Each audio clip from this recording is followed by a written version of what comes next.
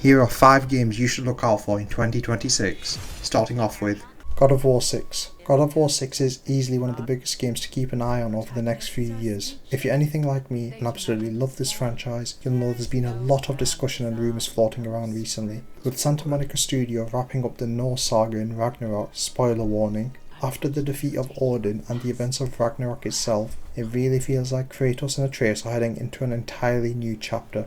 A lot of social media speculation and long-running fan theories point towards Egyptian mythology as the next setting. This isn't completely out of nowhere either. God of War concept art from years ago showed Kratos exploring multiple mythologies, including Egypt before the Norse direction was finalised. There have also been alleged leaks circulating online suggesting a brand new weapon could be introduced if the series does move to Egypt. One of the most talked about rumours is the Khopesh, an ancient Egyptian curved sword, which would fit perfectly with the series' brutal combat style. Nothing official has been confirmed, of course, but it's the kind of weapon that feels right at home alongside the Leviathan axe and the Blades of Chaos. Whether we're getting a soft reboot, a time skip, or a completely new pantheon of gods to tear through, God of War 6 feels inevitable, and if the rumours are even half true, it could be one of the most exciting evolutions the franchise has ever seen. But truthfully, I think this game won't be out, or we won't receive any news till 2027 earliest. Recently, they've just cast Ryan Hurst as Kratos in the Amazon Prime Video series. Perhaps their focus is elsewhere. Let's hope that statement isn't true and they're putting just as much effort into the show as they are the game, if they even are working on the show. The Last of Us Part 3. This game, or franchise, could have gone down as probably the best trilogy game of all time. However, that can be up for debate due to The Last of Us Part 2. Now, the reason this game is on the list is because of what's been going on behind the scenes at Naughty Dog. Neil Druckmann, one of the studio heads at Naughty Dog, confirmed by rumours that there is another game they are working on behind the scenes, besides Intergalactic: The Heretic Prophet. If we also look at many other things, such as the TV show being wrapped up in Season 2, and also Neil Druckmann announcing on Instagram that he's stepping away from the show to work on things Naughty Dog related, such as the new game coming up. He has also confirmed that they have written a story for Part 3, but it wasn't a big story. It was a story regarding Tommy. Here, take a look. I did some other interview where someone asked me about The Last of Us and would there be any more stories or something, and I mentioned, like, you know, we have written a story that takes place after Last of Us 2 that stars Tommy. And I hope one day we get to make it.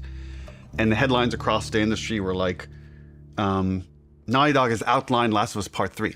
And that's actually wrong. It was always a small story. It was never like a full title. At the time, we had higher priorities at Naughty Dog, was like to fix our pipeline, to fix work-life balance issues. Just based on where we were, I didn't want to prioritize this story, so that story was shelved.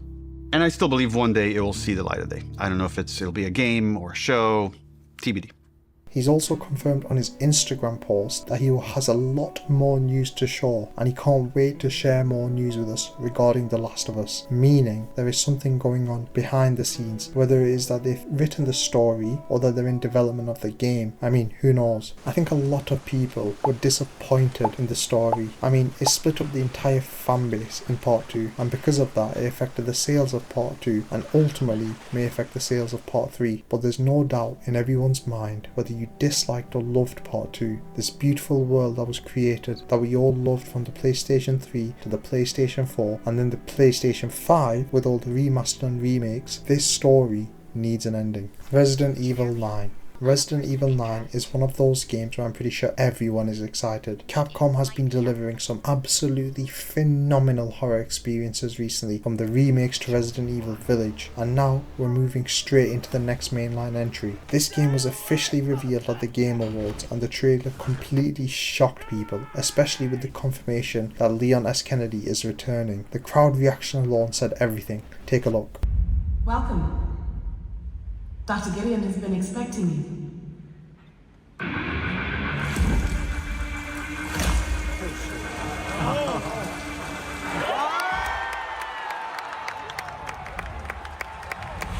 Seeing Leon back instantly sent hype through the roof, and social media basically exploded the moment he appeared. What's really interesting this time round is that the developers have said about Leon's role. Director Koshi Nakanishi, I'm going to assume that's how you pronounce his name, has openly admitted that Leon is actually one of the hardest characters they've ever had to design a horror game around. Reason being, Leon doesn't jump at every little scare. No one wants to see him flinch at a falling bucket, which makes him a surprisingly bad match for traditional horror. And that challenge is exactly what shaped Resident Evil 9. To solve this, the developers have introduced a dual protagonist system designed to feel like a complete roller coaster. The developers have described this as going from a sauna to a cold bath. Playing as Grace Ashcroft, a brand new FBI technical analyst, her section is focused on pure survival horror, vulnerability, overwhelming fear, exploration and tension, set within the ruins of Raccoon City and played from a first-person perspective, whereas Leon Kennedy, he's said to be at his strongest in this game.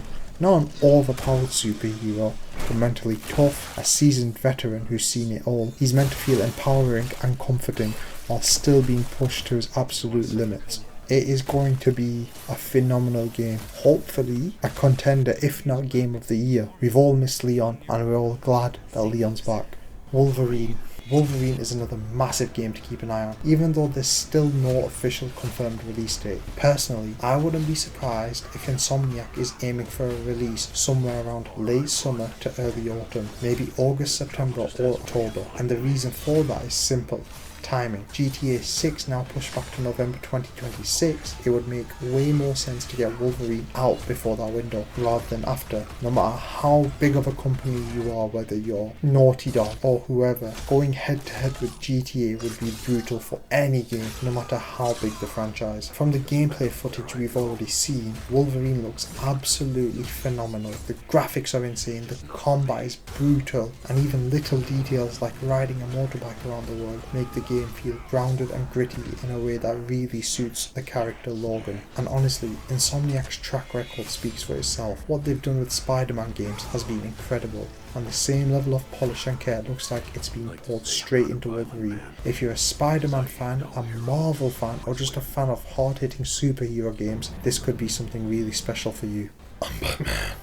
Lego Batman. I think a lot of Batman fans, especially Arkham fans, those who played the Arkham trilogy, this is the game to keep an eye on. After the trilogy set such a high bar with the way Arkham Knight ended, a lot of fans were feeling disappointed with where Batman games went after that. From what we've seen so far, this Lego Batman looks impressive. Gameplay that's already been shown looks fast, creative and surprisingly ambitious, while still keeping that classic Lego charm and humour. It feels like a proper return to form, not just for Lego games, but for Batman games in general. For Arkham fans especially, this could be a fun way to revisit Gotham from a fresh angle with solid combat, clear level design and plenty of fan service. If it does stick the landing, Lego Batman could end up being one of those games that quietly surprises people and perhaps be a contender for Game of the Year if it's that good, and it could end up way better than anyone expects.